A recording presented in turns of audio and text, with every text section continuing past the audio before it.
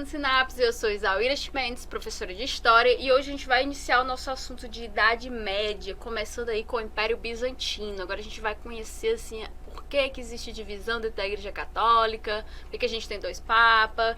Então é hoje que a gente vai descobrir por que isso aconteceu.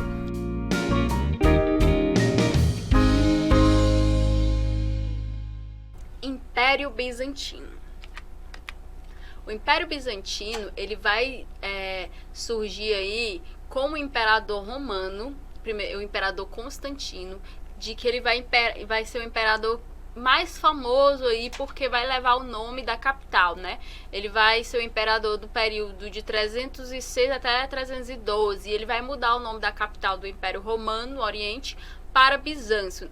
Aliás, de Bizâncio para Constantinopla. Inicialmente ele queria colocar Roma do Oriente, mas aí não deu muito certo e acabou pegando mesmo Constantinopla. Ele vai resistir aí, após a queda do Império Romano no Ocidente, o Império Bizantino ele vai resistir às invasões turco-otomanas, e ele só vai cair mesmo em 1453, que vai ser quando a cidade vai passar a ser chamada de Istambul. A localização vai ser aí entre o Oriente e o Ocidente, vai ser próximo ao Mar Negro. Isso vai ser uma importante rota comercial. Apesar da Idade Média ser conhecido aí por um período em que não vai ter muito comércio, apesar da Idade Média ser conhecido por um período de ruralização, aqui no Império Bizantino isso não vai se tornar realidade. O Império Bizantino a gente vai ter uma expansão comercial, a gente vai ter sim cidades sendo ocupadas, e ela vai localizar aqui exatamente onde fica a capital do Império Bizantino, que era Bizâncio, e passou a ser Constantinopla. Você percebe aqui onde era a Roma do Ocidente e onde foi a Roma do Oriente. O Império Bizantino, ele é um império que vai surgir aí na Idade Média, e ele não vai acontecer só no campo. Como eu falei, vai existir grandes cidades como Istambul, o comércio vai acontecer, e o comércio aqui não vai ser apenas em troca de moeda. A moeda aqui não vai ser muito presente. Aqui a gente vai ter o comércio à base do escambo, e vai ser um comércio que ele não vai acontecer apenas por mar, ele também vai acontecer por terra. A sociedade aqui, ela vai ser uma sociedade com poucos escravos. A gente vai ter poucos escravos e servos, e esses escravos e servos eles vão ser de propriedade do Estado, não vai ser de propriedade privada. E a política aqui vai ser uma política centralizada, bastante centralizada. O imperador Justiniano e a Teodora, que é a sua esposa, eles vão imperar aí em 523, eles vão começar um reinado que vai ser conhecido como reinado Justiniano, e também o reinado da sua mulher Teodora, porque aqui ela também vai ser muito presente durante esse reinado, e esse reinado vai durar 28 anos. É importante ressaltar aqui o reinado também da mulher dele, porque diferente de outros reinados, a gente vai ter a presença feminina aí governando. E durante esse período a gente vai ter reconquistas de terras, construções, essa construção aqui de Santa Sofia, que se tornou bastante conhecida por a sua arquitetura, essa abóboda que é uma coisa que mexe muito com os arquitetos pelo seu esplendor, e como eles conseguiram colocar uma abóboda tão grande em cima aqui dessa construção. E também vai ser um período de criação do Código Corpus Juris Civil, que é um código que ele vai ser característico também aqui, não só no Oriente, como também vai ser trazido para o Ocidente e vai influenciar o nosso próprio direito aqui na América. Bem, por que a gente estuda, como eu já havia falado, por que a gente estuda essa sociedade, se ela é oriental? A gente não estuda muito, né, sobre o Oriente, a gente estuda mais sobre o Ocidente, que são o que influenciou as nossas características aqui na América. Mas por que a gente estuda o Império Bizantino? Porque o Império Bizantino ele vai influenciar também muitas coisas ele vai influenciar também muito no Ocidente. Mais na frente, quando a gente tiver aí a invasão de Constantinopla, a gente vai ter muitas pessoas indo aí para o Ocidente e levando consigo toda a sua bagagem cultural. Nesse momento aqui no Império Justiniano e da Teodora, a gente vai ter o Cesaropapismo. O que é o Cesaropapismo? Sempre que vocês verem esse nome, você sabe que é a influência do imperador tanto durante o Império a parte política, como também na parte religiosa. Aqui o imperador ele proclama a religião para si. A gente não vai ter aqui o Papa um padre, um oficial religioso representando a religião. O próprio imperador vai representar a religião. Então essa é uma característica particular do cristianismo. E aqui dentro desse império a gente vai ter também algumas desavenças, que uma delas vai ser o monofisismo. No monofisismo é um movimento que vai surgir aí dentro do Império Bizantino, dentro do próprio catolicismo, porque ele vai de encontro com o diofisismo.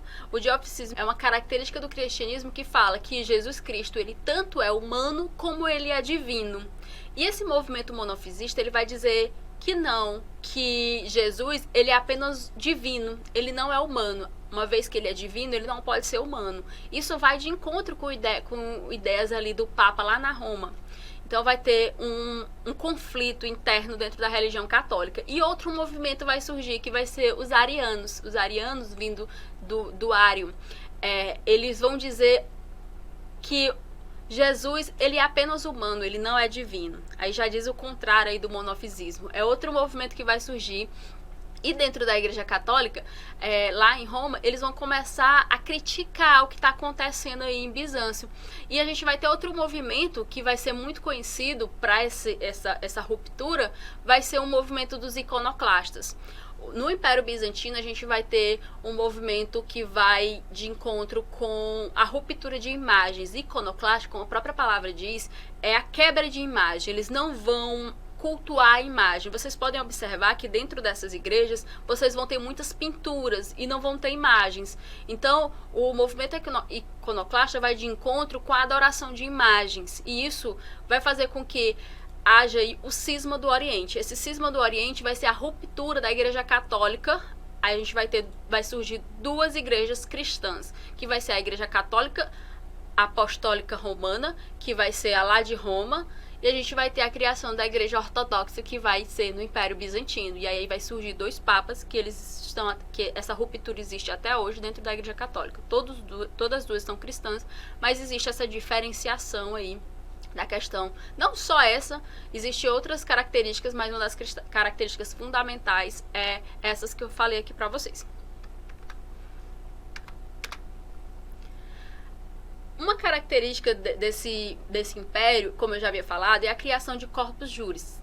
Esse corpus juris civis é um código, um código justiniano que ele vai criar, e ele vai ser a base do direito, ele vai ser baseado no direito romano, e ele vai ser dividido em 4 partes. Essas partes elas vão ser divididas entre o córtex, que vai ser o conjunto das leis, e também vai ser dividido no digesto ou digesto. E a segunda parte vai ser o digesto. Esse digesto aí é onde a gente vai ter as leis comentadas. Elas não só vão ser comentadas, como elas vão ser exemplificadas para poder mostrar, para que qualquer pessoa pudesse ter acesso a elas e entenderem. A terceira parte vai ser as institutas, que são os princípios dessas leis, o porquê que elas existem.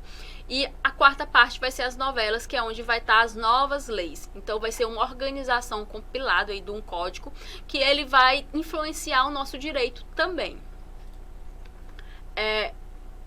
Recapitulando aqui um pouco de tudo que eu falei para vocês. Aqui dentro do Império Bizantino a gente vai ter uma política centralizada, a gente vai ter uma economia centralizada e um comércio. Como eu já falei, por mais que seja na Idade Média, a gente vai ter comércio sim aqui, né, no Império Bizantino. Uma sociedade de comerciantes e servos. E os servos aqui, eles não vão ser particulares, vai ser servos do Estado. A religião cristã que vai perpetuar aqui, que vai surgir, vai ser a cristã ortodoxa. E a cultura que vai influenciar também o Ocidente. Quando Constantinopla foi invadida, os líderes religiosos eles acabaram se refugiando no Ocidente. Eles levaram com eles a bagagem cultural. E essa bagagem cultural influenciou o Ocidente, a Europa e posteriormente até chegar aqui também na América. Então, por isso que a gente estuda um pouco sobre esse império, porque apesar da gente não estudar muito sobre o Oriente, porque não dá para estudar tudo de história, e o Enem ele classifica alguns assuntos que eles acreditam mais importantes, é importante se estudar sobre o Império Bizantino, porque ele também agregou para a nossa cultura. Então a gente vai resolver umas questõezinhas para poder, como eu já falado, não se cobra muito sobre o Império Bizantino, por isso que o assunto ele é bem curtinho, mas o pouco do que já se foi cobrado e o que podem cobrar vocês eu vou mostrar aqui nessas questões. O enunciado dessa questão diz o seguinte: Justiniano, no Império Romano do Oriente, enfrentou diferentes dificuldades internas, inclusive nas relações entre a Igreja e o Estado, devido à heresia como os monofisistas, estes entre outros princípios. Então aqui ele quer saber um pouco sobre essa heresia aí dos monofisistas. O que seriam? Letra A. Pretendiam a destruição de todas as imagens. A gente já sabe que isso é um movimento conhecido como iconoclastas. Então não é essa a resposta correta. Negava a natureza humana de Cristo? Exatamente. Eles acreditavam que ele era apenas divino, diferente lá dos arianos. A letra C. Defendia o conhecimento de Deus inspirado no misticismo. Gente, a religião em si, qualquer religião, ela é inspirada nesse misticismo. Então não tem como eu questionar uma religião sem questionar todas as religiões baseada nisso, porque a religião ela se baseia na fé, né? Em tudo que a ciência não conseguiu comprovar. Depois que a ciência comprova, já não é mais fé. É uma comprovação científica. Então, essa resposta não está correta. A letra D. Admitia o dualismo da inspiração budista? Não, esse dualismo da inspiração budista a gente vai ver lá no zoroatrismo, nas religiões mais lá pela Pérsia. A letra E. Acreditava na reencarnação das almas em corpos de animais? Também não, a gente vai ver isso tanto em religiões hindu como a própria religião dos egípcios, mas não no cristianismo. Então a resposta correta é a letra B. Negava a natureza humana de Cristo. A próxima questão diz o seguinte no enunciado: o Império Bizantino ou Roma do Oriente existiu durante a Idade Média, sendo-lhe cronologicamente coincidente. Sobre o tema, vamos assinar a resposta correta. A letra A. Seu período de maior esplendor e expansão ocorreu sobre o governo de Justiniano, que mandou fazer a codificação das leis romanas. Exatamente. Então, quando a gente fala de Império Bizantino, a gente já remete ao Império Justiniano, governo Justiniano, porque foi um momento de expansão, aquelas construções e a codificação das leis romanas. Mas vamos ver por que as outras não estão corretas. A letra B. A sua posição geográfica correspondia às terras da parte ocidental do Império Romano. Gente, o próprio enunciado já diz que é Roma do Oriente. Então essa aqui já, pelo enunciado, você já vê que está errada. A letra C. Mas tenham muito cuidado ao ler, porque às vezes a gente pode confundir, então não deixe de ler o enunciado. A letra C. E também não deixem de ler as outras alternativas, porque vocês acham que já encontrou a correta, mesmo que vocês queiram, porque tempo no Enem é crucial. Mas quando vocês forem marcar no gabarito, dá uma lidazinha, uma conferida, é muito importante. A letra C. Apresentava excessiva descentralização política, o que enfraqueceu os imperadores. Não, gente. Aqui no Império Bizantino a gente vai ter uma centralização política muito forte.